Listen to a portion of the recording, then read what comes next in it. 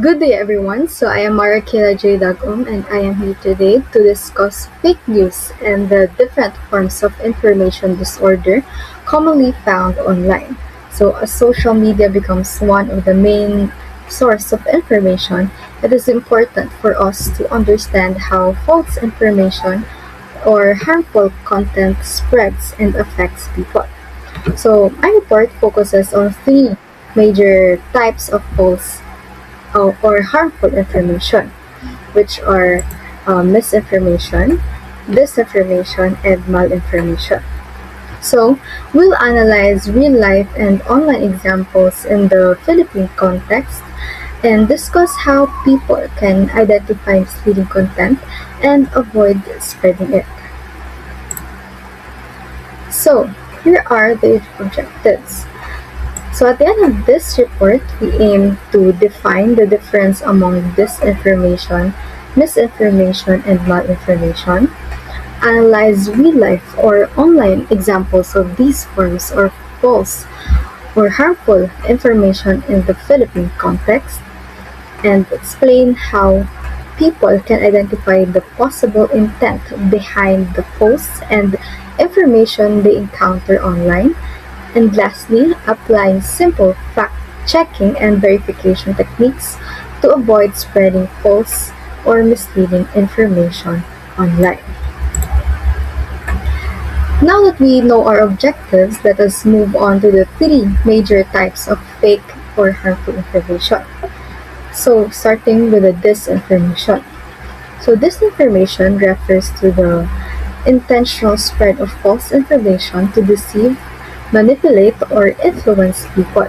This often appears in form of fake news, stories, edited images, fake announcement, or misleading narratives created to cause confusion or gain advantage.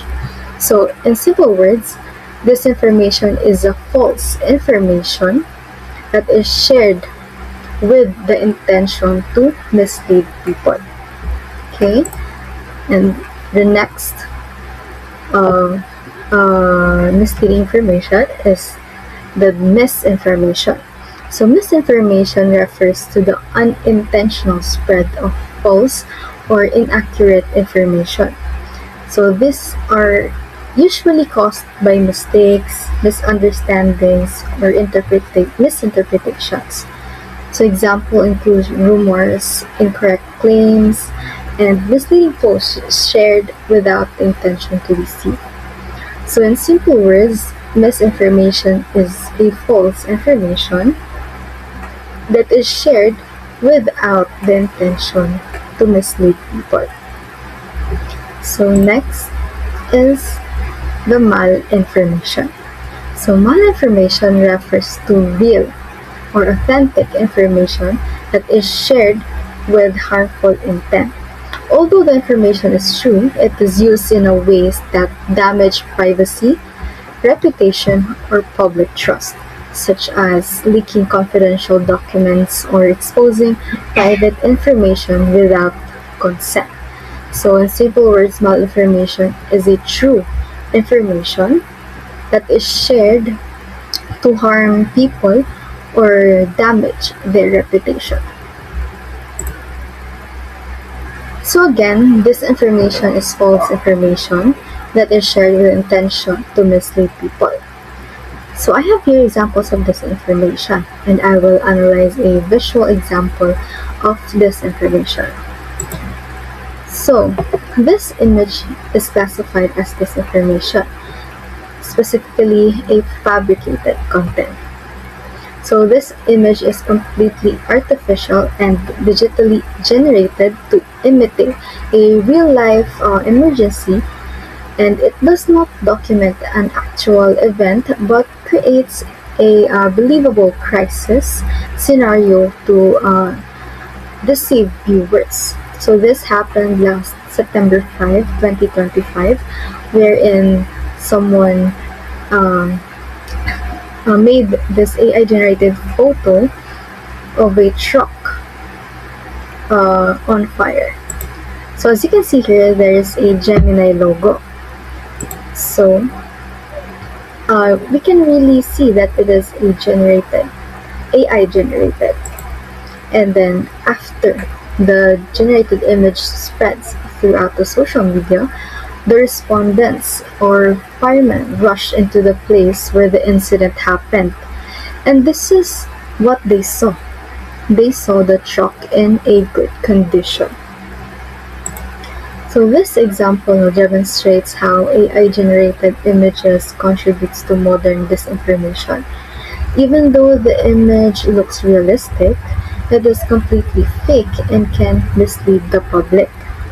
So this reminds us to carefully examine online content and verify information before sharing it. So I have here next example of disinformation. So this is a fake financial assistance program. This fake page used an identity of a government agency to scam people online. As you can see, this is a fake page and it is made to mislead people by sending money to support Filipinos abroad. So it falls under imposter content and fabricated content. So the fake page was intentionally created to gain public trust as it named under a government agency, trick victims into believing that the offer was real, and steal money or personal information. So this is the anatomy of the material now. So number one, brand hijacking. So the scammers copied the logo, name, and appearance of the Commission on Filipinos Overseas or CFO. So they also used official-looking graphics and photos to imitate a legitimate government page. Number two, targeting vulnerable groups. So the scam targeted overseas Filipino who may genuinely ask or seek financial assistance. The scammers used people's hope and financial needs to manipulate them. Number three, fabricated transaction process. So this page also includes suspicious transaction systems while still using government branding. So this combination made the scam appear more believable. So the techniques used are identity impersonation, fake financial assistance programs, visual manipulation using official branding, and social engineering to make the page looks very real and verified. So these methods now are commonly used in online scams and cyber fraud. So in conclusion, this case shows that disinformation can cause not only confusion but also financial harm. So this reminds us to verify official pages, avoid sending money to unverified platforms, be cautious of offers that seem to be good to be true, and digital literacy and verification are essential in protecting ourselves online. So, moving on with the next fake news, which is the misinformation. So, unlike the disinformation and misinformation, usually comes from misunderstanding, confusion, or lack of verification. So, to better understand this, let us examine our next example. So, this is the viral typhoon-related post. So this is considered a misinformation now. So to understand why people believe this post, let us first examine its structure and presentation. So here, as you can see, a fake legislative update of a typhoon. So let's see its anatomy of the fake news for better understanding. So number one, visual mimicry. The post uses a professional looking layout similar to government announcement. The design immediately creates trust among the viewers. Number two, official persona. So the image includes the name and picture of a supposed congressman, making the content appear official and legitimate. Number three, specific details. So the post includes detailed information such as bill numbers and exact time frames to create a false sense of authority. So aside from visual design, another important factor is how satire can be misunderstood. So the techniques used, this content may have originally been intended as satire or humor, no? Because says um, it says here in Beringen City, right? So, however, it became misinformation because many people misunderstood it and shared it as real information. So, the technique used is number one, context collapse. When reposting outside meme or comedy groups, people unfamiliar with the joke interpreted it as real news. Number two, lack of clear labeling. So the post failed to include labels such as satire or parody, causing confusion among viewers. So to determine whether the information is true or false, proper verification is necessary. So here how we can fact check this information if this is true or if this is false. No? So number one, verification of the representative. So there is no official congressman named Oscar Hidalgo in the House of Representatives. So in the website, the House of Representatives, I searched the name Oscar Hidalgo and there is no Oscar Hidalgo in the House of Representatives. Number two, verification of the location. So it says there, Beringen City, right? So the Beringen City does not officially exist and is only known as an urban legend. So it says here, Beringen City is a famous, mythical, and visible metropolis in Samar, Philippines, believed by local folklore to be inhabited by encantos. So it is not existing and it is not, the location is not true. And lastly, scientific impossibility. So there is no government bill that can control typhoons because weather systems are naturally a phenomena. So after checking the claims, it becomes clear that the post contains false information and presented in a believable format. So this information is classified as misinformation because false information was spread in a believable format. This reminds us to practice fact-checking, source verification, and critical thinking before sharing online content. So now that we have discussed misinformation caused by a kanang misunderstood, let us examine another real-life example of misinformation in the Philippines. So I know that this is familiar to all of you. This is the Choname tsunami hoax that happened in Cebu in 2012.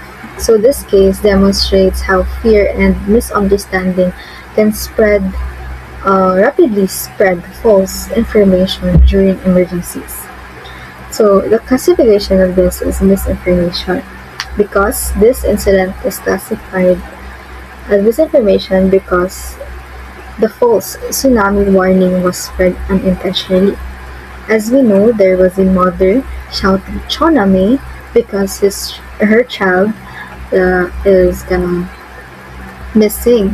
So she shouted, "Choname, Choname," and then people misheard it as tsunami. So there was no intent to lie. The people involved did not intentionally spread false information. The panic started because of the misunderstanding and fear.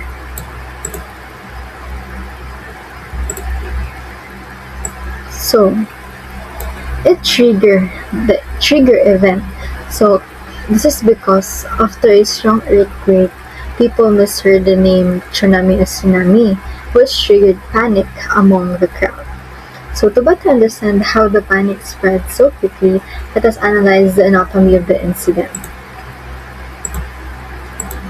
So first, auditory confusion. So unlike most fake news cases, this misinformation started from misheard speech instead of social media. Number 2, rapid amplification. So once a word tsunami spread, panic quickly increased through shouting and word of mouth communication. And lastly, next is context of fear. So the incident happened shortly after the 2011 Japan tsunami, making people more emotionally sensitive and fearful. Because people were already anxious due to recent disasters from Japan, the misinformation spreads much faster. So, in conclusion, the tsunami incident proves that emotion can spread faster than facts during emergencies. Even innocent mistakes can become dangerous misinformation when people react without verification.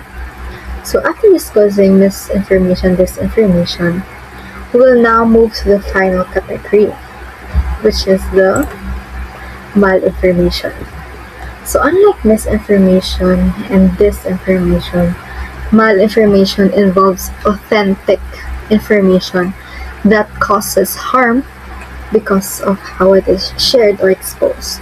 Again, it is true information that is shared to harm people or to damage their reputation. So one example of this is the scandal of Nico Natividad. So this case helps explain how information can still become harmful even when it is true. Unlike misinformation and disinformation, malinformation involves the use of real informations, real actions, or real issues to damage a person's reputation or create public humiliation. So here's the anatomy of the material. To better understand why this is malinformation, we can analyze how the controversy spread online. So number 1, public exposure. The issue became viral because social media users continuously reposted and discussed the controversy. This increased public attention and placed the individual under intense online scrutiny. So number 2, the contextualization. So many people online shared selected parts of the issue without complete explanation or context. So as a result, audience quickly formed judgments. The issue became exaggerated and public perception became more negative. Emotional and social manipulation. So the controversy spread because it triggered strong emotions such as shock, anger, mockery, and curiosity. So these emotional reactions encourage more people to interact with and spread the content. Reputation damage. So one major effect of malinformation is reputational harm. Even if the information is true, constant exposure And public criticism can negatively affect personal image, mental well-being, and public trust and reputation. So I know this uh, issue or scandal is familiar to some of you, but I cannot post the video because it is sensitive. So this is just the overview of the scandal or the issue. So the technique used are the main uh, techniques used in this malinformation case includes public exposure of controversy, decontextualization, viral amplification to social media, and emotional triggering and publishing me. So this techniques makes real issues more harmful when it is spread irresponsibly online. So in conclusion, the Nico Natividad scandal or issue demonstrate that harmful online content does not always involve fake information. Sometimes real events become dangerous when they are excessively spread, sensationalized, and used to publicly shame someone. So, here's how you can fact check information. So, after knowing those fake news, fabricated content, so in this digital world, we cannot easily trust what we can see online. So, it is important to fact check information. So one example to fact check information is the reverse image search. So as you can see here, you can drag an image or upload a file. So in my case, I will upload a file and I will verify this image if it is true or false. So this one will appear now. So it says here the image is actually a AI generated and triggered a false alarm for firefighters in Manila in September 2025. You can also here see visual matches related to the image. So that's you can verify the information or image through reverse image search in Google. So that is very important. So it was for us to not be fooled or misled by false information we see online. So for better understanding and more information about fake news, reverse image research, or about scams, you can watch these videos by Jeff Canoy discussing reverse image search, Pagkalat ng Fake News by Atom Arroyo, and then Internet Scams by Jay Taro. So that sums up my presentation. So thank you for listening, and remember to think critically.